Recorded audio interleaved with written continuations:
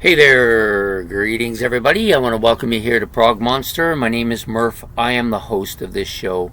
This is a show that is dedicated to progressive rock and other forms of rock music. So this will be my third episode of this mini series that we're running bi-weekly for 5 weeks, running concurrently with Ben's Album Challenge. So you get Ben's Album Challenge 1 week and you get the episode of the series the next week. So the series we're running is my favorite drummers. Basically, that's what I'm doing. I've done 2 already, and if you haven't seen them, you can go back and watch them. The first 2 are on Phil Collins and Barrymore Barlow of Jethro Tull. So this drummer, very well known, very well loved, I think. One of the he has one of the biggest personalities of anybody in rock, I think. I think he's a lovable guy. Unfortunately, he just had a destructive attitude and a destructive mindset, and he never could quite get out of it. But his drumming is absolutely stellar. I think he's among the best drummers in rock history.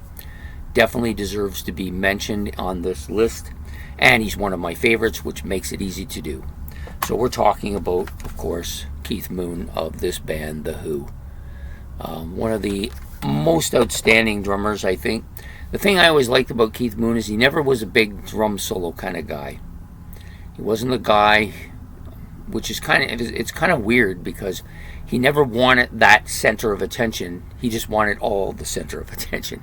But he never, when he was given the center of attention to do drum solos, he never wanted to do them. It's just an ironic thing about his personality. That's the way he was. They called him Moon the Loon for a reason. I'm sure that he drove his school teachers crazy. He was that type of kid in your classroom that was always seeking attention, acting out, acting up, looking for that attention. And he was probably funny as hell, and everybody loved him, at least his peers did, and teachers maybe not so much. But I always kind of related to him because I was a little bit like that as a kid growing up. Not to the kind of extreme that he went, but definitely was that way. I essentially became I was drawn to the drums essentially because of him in some ways, even though I did like Neil Peart, and Neil Peart was a little bit later when I was later in my teens, but Keith Moon, loved his drumming right from the start.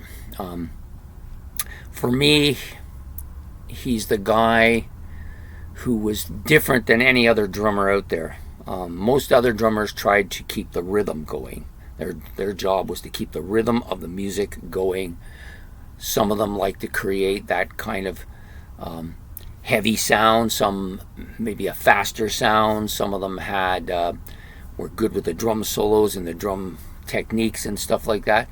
But Keith tried to keep between the bass and between the guitar. So he would try to play to each of them. So he really wasn't a keep the beat type of guy. He was kind of, if John Entwistle was playing a bass part, he would keep in with that. If Pete Townsend was doing a guitar part, he would keep in with that. And that's, to me, was his strength, was his ability to play the middle ground very well between the two of them.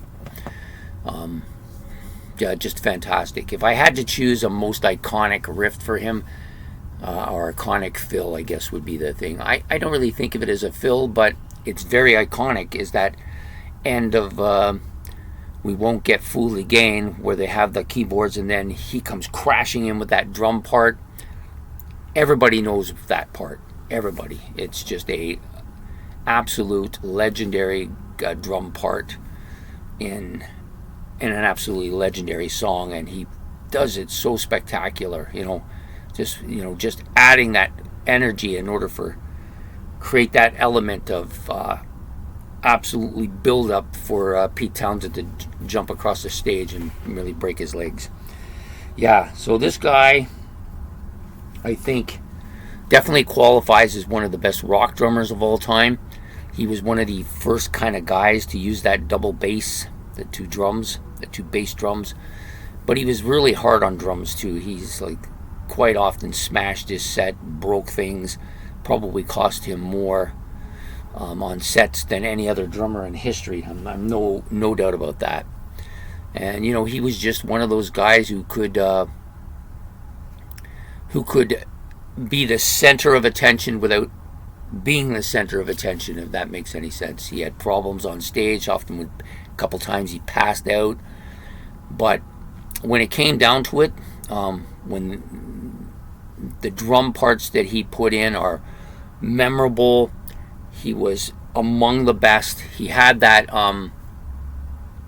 He could play the loud part. He could also play the soft part.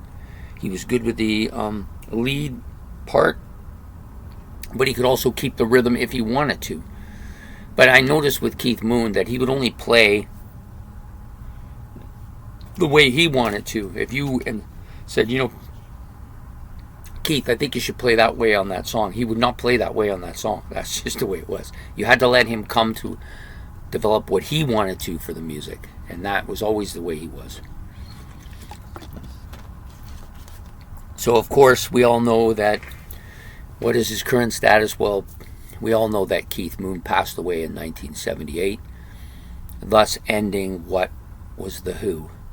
And you know, The Who have put out stuff since then, and some good stuff, really good stuff, especially those last couple of albums they released back in 2006 and then another one in 2018. I think these are among The Who's best albums. But it's not really The Who without Keith Moon. So and this is not just me. Pete Townsend has come out and said that The Who doesn't really exist anymore. There's no Keith Moon, and now John Entwistle's gone as well. But a very interesting character with a lot of great memorable parts to his music, and even more memorable parts to his off-stage antics. This was a guy that loved to tour, wasn't really good with an idle hand, and he especially loved to explode things. That was one of his most fascinating things to him, was to blow things up. Many people would say he was an anarchist. I don't know. I personally love the guy. I think he added so much to The Who, not just with his drumming ability, but also with his character and his personality and his antics and his willingness to try anything, you know. And he always had those quirky little phrases too, like when they asked him if he how long he had been a member of The Who, he said, well, he's been well, how did he put it? I've been covering in the band for 15 years now, because they never actually officially asked him to join the band. He had a tryout, and they said, so what are you doing next week? And he said this, and they said, okay, well, can you come and play for us that day? And that's how it began with him. He was never officially said, hey, we want you in the band. He just was in the band. That's just the way it is. So for me, Keith Moon comes here at number 3. At one point, he probably would have been number 1, but over time, I've grown to like these other two guys a little bit more. But Keith Moon, great, love him, has to be in my top 5, and I hope you enjoy him as much as I do. If you did, please like and subscribe. You got any stories you want to tell about Keith Moon? I know that they're endless. There's no end of stories about Keith Moon. You can put those in the comment section below, and please don't forget to hit the notification bell so you don't miss the next episode. And we will see you in 2 weeks for another episode for my second favorite drummer on My Favorite Drummers, the mini series we're running. So take care and have a good one. Bye.